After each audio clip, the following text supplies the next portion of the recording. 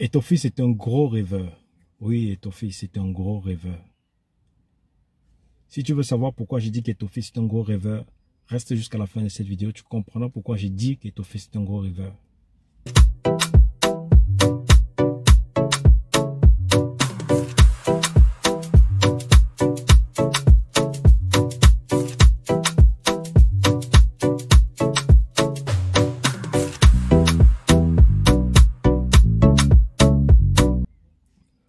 Bonjour à tout le monde, mon nom est Antoine Bercy, jeune entrepreneur africain, propriétaire de la salle de sport SNM Gym, basée au Cameroun à Yaoundé, particulièrement à Bimassi.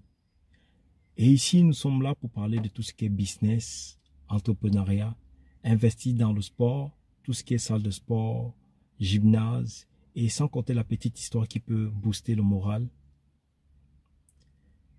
Quand je dis ceci, j'aimerais qu'on parle de Étoffis. Eh bien, qui est Étoffis?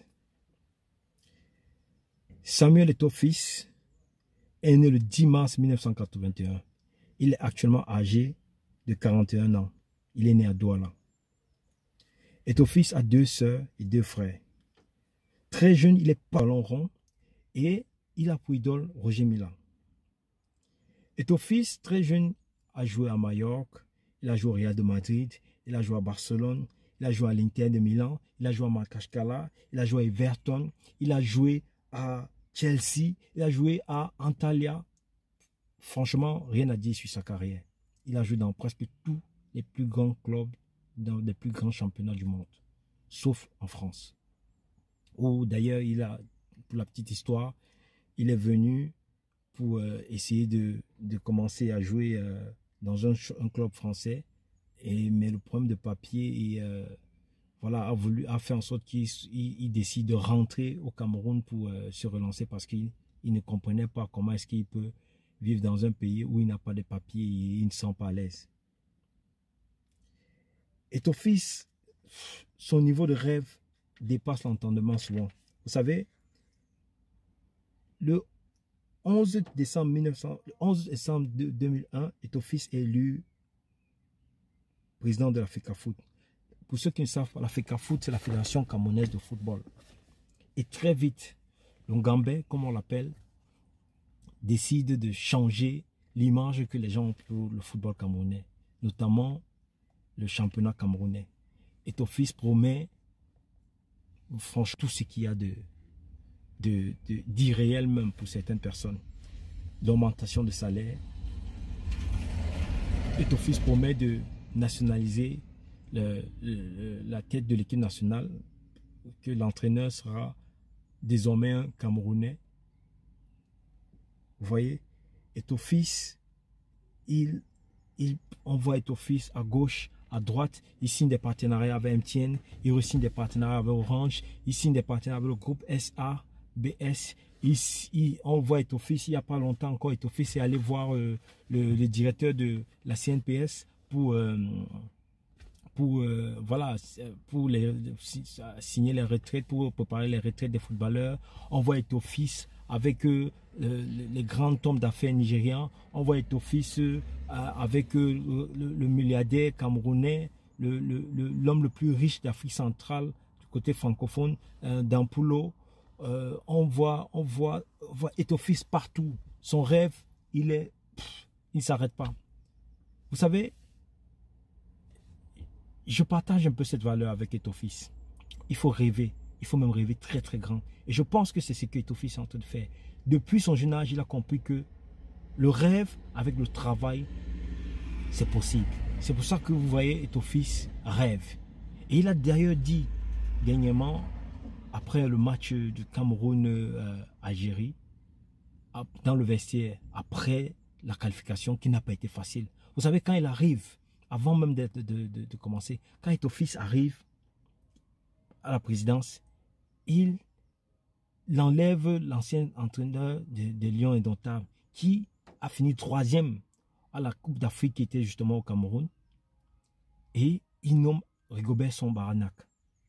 Quelque chose que beaucoup de personnes ont du mal à accepter. Je vous avoue que moi-même, je me suis dit, avec des enjeux qui venaient, est-ce qu'il était temps que, est-ce que c'était le bon moment pour Étoffis d'enlever Conceição et de mettre Rigobert Song, alors qu'il y avait 2 matchs qui venaient où Conceição avait déjà la maîtrise quand même sur plus ou moins son équipe. Et il faisait plus ou moins du bon boulot. C'est vrai, on a accusé, on a vu ses limites il n'y a pas longtemps à la CAN. Mais on avait vu quand même, on a revu un fond de jeu au niveau de son équipe nationale. Et mettre Rigobert Song avec des enjeux pareils, est-ce que c'était le moment? Comme je l'ai dit, je suis parmi les personnes qui étaient un peu hésitantes. Mais finalement, le temps a donné raison à Eto'o-Fils. Et il met Rigobert Song à la tête de l'équipe nationale. Waouh! L'enjeu est terrible. Match aller, on perd à Japoma. Match retour, on va sur un match avec des émotions de tout genre. On est passé par la peur, le sourire, la peur, le rire, les cris, les joies. Mais j'imagine, vous n'imaginez même pas à quel point j'ai enjoy, j'ai aimé ce match, vous voyez. Et finalement, Rigobert Song qualifie l'équipe pour le mondial. Avec toutes les polémiques que vous connaissez, l'Algérie qui n'arrête pas de dire qu'elle était victime d'injustice, de racisme même, bref, tout ce qui va avec. Eto'o-Fils, une fois la qualification en place dans le vestiaire, qu'est-ce qu'il dit aux gars? Mais moi, je suis un grand rêveur. Je ne vais pas au Qatar pour sortir au premier tour.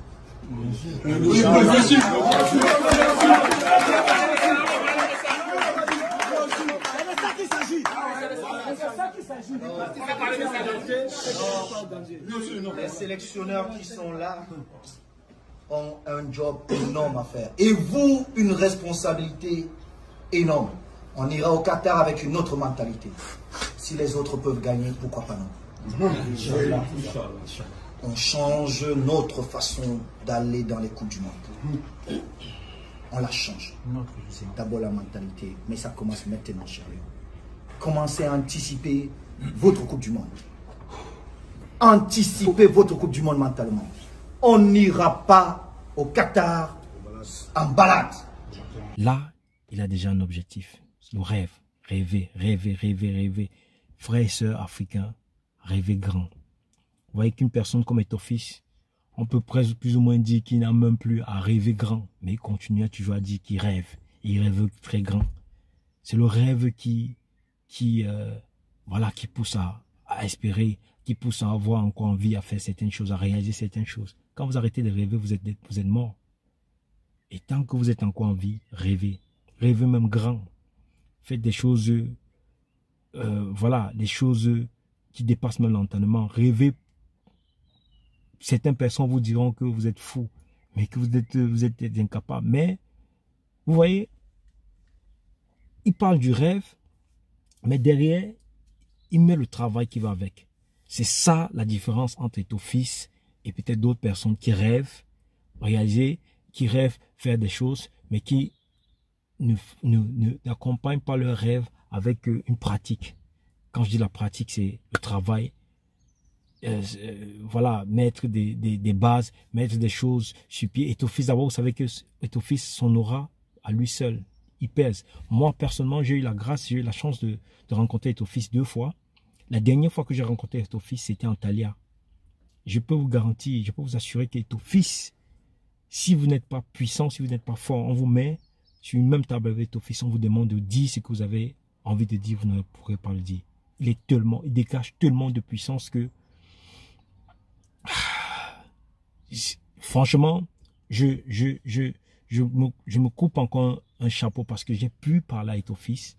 Vous savez, pour la petite histoire, quand mon frère et ami Jean de Macoun était encore en Thalia avec Eto'o-Fils, un jour, j'ai décidé d'aller lui rendre visite. Et quand j'arrive en Thalia, je dis, man, tu peux pas me laisser rentrer comme ça sans voir le grand neuf. Il m'a dit ok, il n'y a pas de souci. Oh, tu vas voir le neuf, il n'y a pas de souci. Qu'est-ce qu'il fait? Il m'embarque dans sa voiture avec un autre frère camerounais qui était aussi à cette époque-là en Turquie. Il dit ok, on y va au centre d'entraînement. Ils avaient entraînement ce jour-là. Et quand on arrive au centre d'entraînement d'Antalya, vous voyez Antalya, qu'est-ce qu'ils ont fait? Il y a comme un hôtel devant. le centre d'entraînement est derrière, où il y a plusieurs stades de football, c'est derrière l'hôtel. Et qu'est-ce qu'ils font? En fait, dans les chambres d'hôtel, vous dormez 2 par chambre. Bon, vous êtes 2 par chambre. Vous ne dormez pas là-bas, mais vous reposez. Qu'est-ce que certains font? Quand ils ont un entraînement, peut-être, disons, à 13h, voire 15h, voire 14h, ils peuvent arriver à 9h. Ils vont à 9h, ils s'échangent. Ils mettent des tenues voilà, d'Antalya de sport. Ils vont à la salle de sport. Ils peuvent manger vite fait des fruits. Bref, ils peuvent manger un truc léger parce que quand tu es professionnel, tu sais déjà à peu près quand il faut manger pour que tu digères et pour que quand tu vas aller aux entraînements, tu ne sois pas lourd. Donc, c'était 2 par chambre. Et à cette période-là, Makoun était dans la même chambre. Qu'est-ce que Makoun nous a fait? Il nous a fait monter dans leur chambre. Et quand nous sommes arrivés, comme on est allé tôt, Eto'o n'était pas encore là. Mais déjà sur le mur, on pouvait voir que c'était, voilà, que c'était, vous avez une chambre avec 2 lits. Vous voyez les chambres d'hôtel là, 2 lits. Le lit d'Eto'o était à part, le lit de Makoun était à part. Et sur le mur, vous voyez, vous avez vu, il y avait des fans qui avaient remis un tableau de Samuel Eto'o fils avec plusieurs photos. Voilà, continuant à dire comment est-ce qu'il est le meilleur et personne n'hésite, ne doute voilà, sur ce sujet. Et Makoun, qu'est-ce qu'il fait? Il nous laisse, il nous dit qu'il va à la salle de muscu. Je suis resté avec le frère, l'ami Cédric, et on se posait des questions. Gars, qu'est-ce que tu vas faire? Tu vas parler à Eto'o? Tu vas dire quoi, Eto'o? Il dit que gars, il va parler. Il dit que moi, je vais seulement parler. Il me dit que tu vas dire quoi? Il dit que gars, c'est qui va venir. En fait, à l'époque, je me rappelle, j'avais encore un projet d'ouvrir SNM Gym. Et je disais qu'il était peut-être l'occasion pour moi de parler de ce projet, de se présenter ce projet à Eto'o. Et il y avait ça. Mais il y avait aussi ma maman qui était entrée au coma juste quand j'ai atterri à Antalya. Donc, il y avait ces 2 trucs-là. Soit je parlais de ma maman, soit je parlais de mon projet de vouloir ouvrir une salle de sport. Et quelques 10, 20, on va dire 30 minutes après, on entend une personne qui vient et qui cogne à la porte. Franchement, nos cœurs se sont arrêtés. Vous voyez, Eto'o fils qui entre.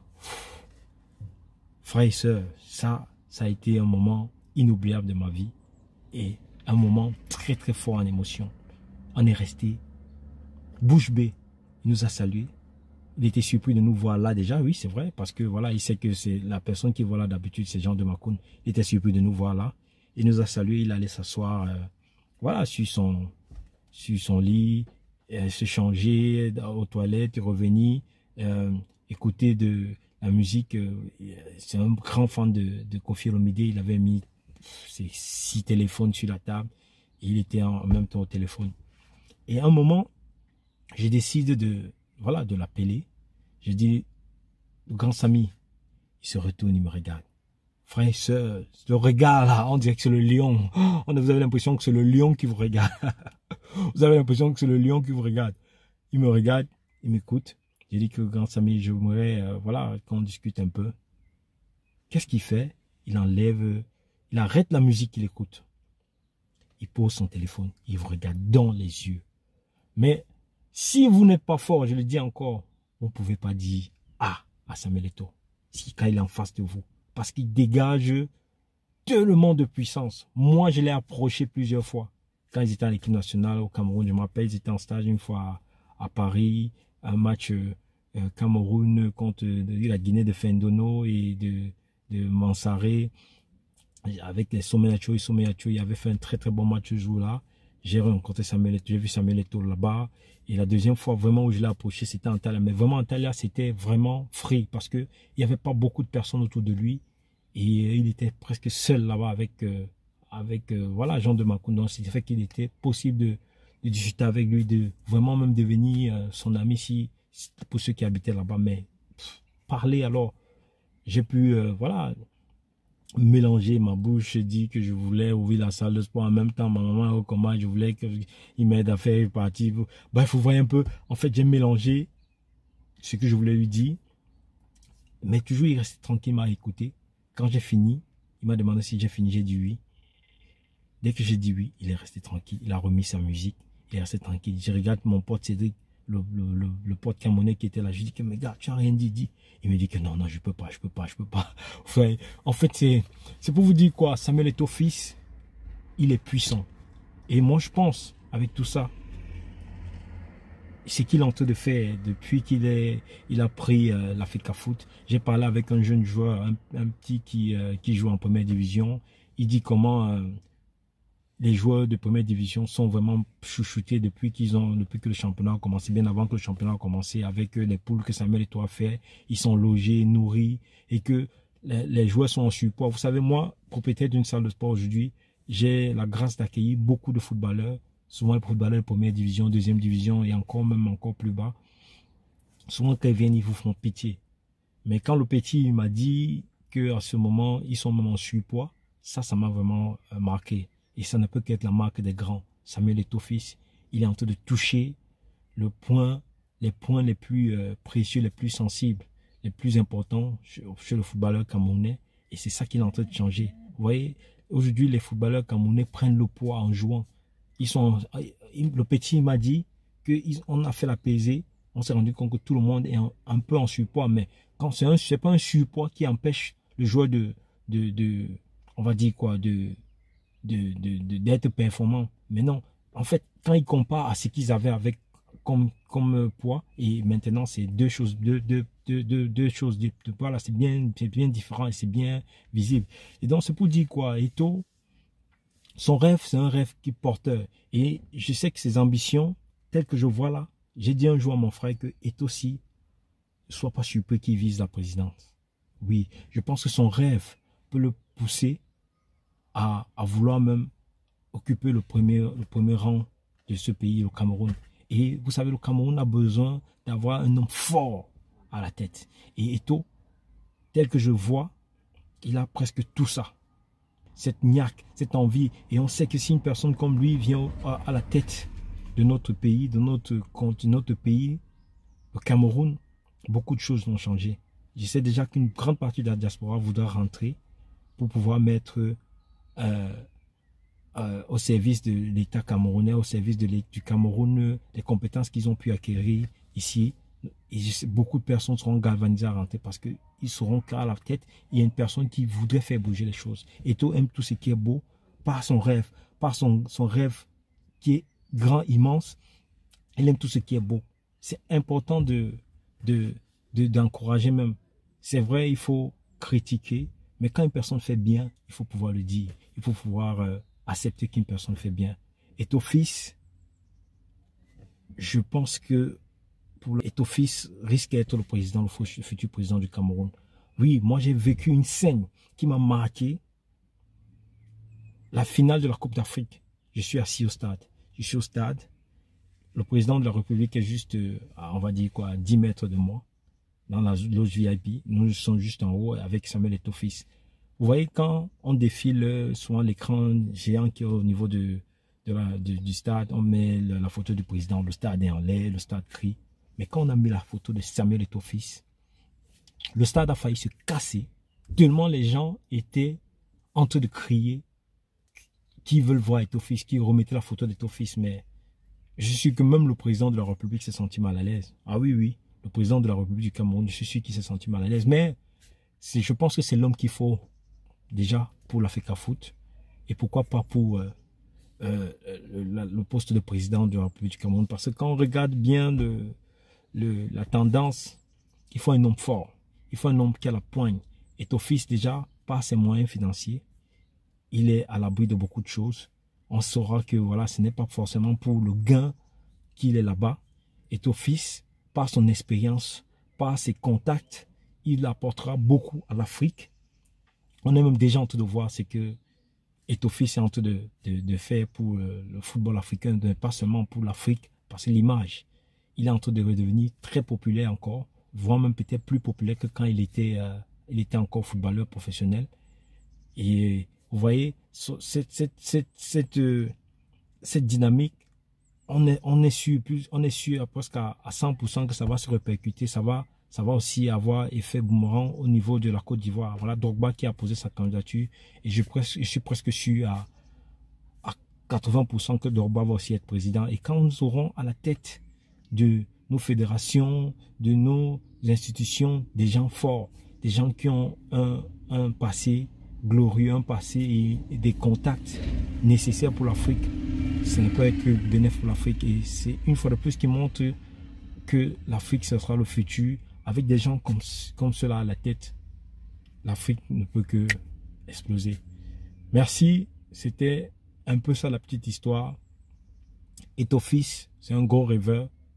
Mais c'est le genre de rêveur qu'il faudrait suivre. Parce que ses rêves sont réalisables. Mais comme il dit, c'est avec le travail et des actions, mais aussi des planifications. Il planifie tout. Il rêve grand, mais il planifie et il travaille. Et ça ne peut que suivre derrière. C'était Tonnerre Bercy. Ciao, ciao.